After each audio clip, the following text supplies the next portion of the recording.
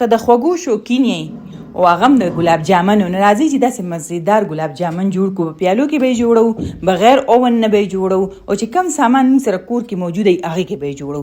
داسې جوسي او مزیدار به یې که نه چې په خوند به یې پوه شي، او دا د خطر به هم نه چې دا به موږ نه خراب شي، ولې چې پیاله کې به یې جوړو. نو دلته ما واخیستو 1 کپ سوجي، هغې کې مې 1/2 کپ پی واچول، نارمل پی که پاخی او که کچی، او پکې مې واچول 1/2 کپ ماسته، او ورسره به واچو پکې کوکینګ آیل 1/2 کپ، او 1/2 کپ چینی واچو، او دا بس دې کې ما 2 چمچې اوچ پی واچو. که تاسو سره اوچ پی نه خیر بیا پکې ما اچوئ.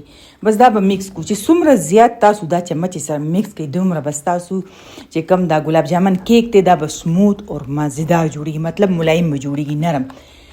دې کې به وګورئ تاسو ته ښکاري دا لا اوس ټینګ دی. نو ماته د دې نه دغه نه اندازې نه پته لګي چې دا داسې نه دی پکار دی، نه نرم پکار دی. نو دې کې ما 2 ګوټه پی نور واچول. دا یو کپ پی رالو، زه نه کپ په غټي هغې په حساب باندې به تاسو نه ګډوډېږي. نو تاسو دې ته ګورئ چې بس دا داسې مزیدار غونته کې نرم شانتې پیسټ جوړ شي. بیا یې پرېږدئ 1 منټه پس مې بیا وکتو نو دا دغه شانتې و. دې کې به اوس لږ شانتې زه معمولي غونته کې واچوم، اوړو سوډا مې پکې لږ شانتې واچوله، او بیکینګ پاوډر مې پکې واچوله، او ورسره مې ور واچولو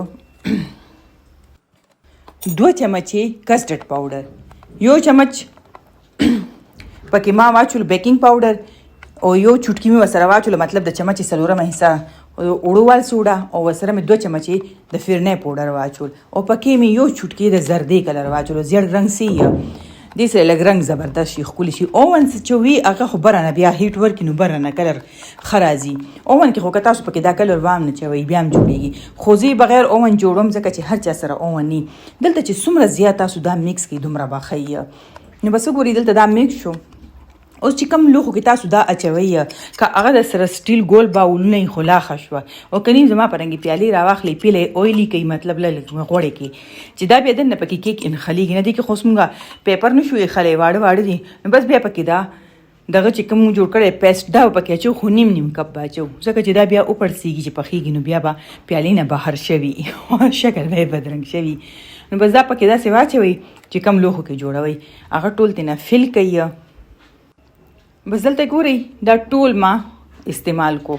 اوس به دې ته داسې وکړو چې دغه به واخلو کړایي، هغې کې به دا ټول کیدو، او لاندې به تبخې کیدی یا ټینګې خامخا کیدی، او بس دغه شانتې وګورئ داسې مې ټول پکې کېښل. اوس به د پاسه نه مونږ په دې باندې ډکن کیدو، ډکن داسې ږدي چې هغې نه ګیس نه وځي، هوا نه وځي ونه. بس او دې لاندې ما ګیس ولګولو نارمل، او دې له ما 40 منټه ورکو، څومره 40 منټ. که تاسو ګیس تیز استعمال کو نو بیا لږ شانتې ټایم هم ورکولی شئ. ښه بس دا خو شو تیار. بل طرف ته ما داسې وکړو چې 1 کپ اوبه واخلئ او 1 کپ پکې چینی واچوئ، او پکې لږ شانتې زعفران دانې واچوئ که درسره وي، که نه بس ساده شیره جوړه کړئ. تاسو ته ښکاري دا شیره شوه تیاره. ما 1/2 کپ نه څه کم پیاله اوبه مې اچولې وې. نو بس اوس چې دی دا دغه شانتې په چاړه باندې دغه کوي، ترېنه رابیل کوي، خپله ترېنه بیا روزي، که نه د چمچې په زور باندې لږ شانتې دغه ورکوي، او دې باندې به مونږ دا شیره واچو. اوس تاسو مرضي ده په کپ کې هم خوړی شئ، ځکه چې دا اوس بالکل ریډي دي د خوراک ده. او شیره پې ما لږه ګرمه واچوله ځکه چې دا پیالو کې کیک دی دا یخ شوی دی.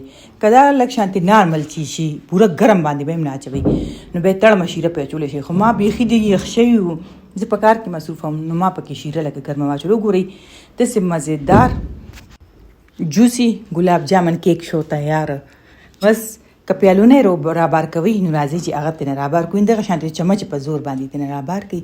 او که ستاسو ډېر خواږه خوښي نو لږ شانتې شیره پې نوره واچوئ، نو هغې سره به دا نورم نرم شي او جوسی به شي. ولې چې ځینې خلک ډېر زیات خواږه خوښوي، ځینې نارمل خوښوي. نو بس مزیدار د سوجي نه مې تیار کړو ګلاب جامن کیک.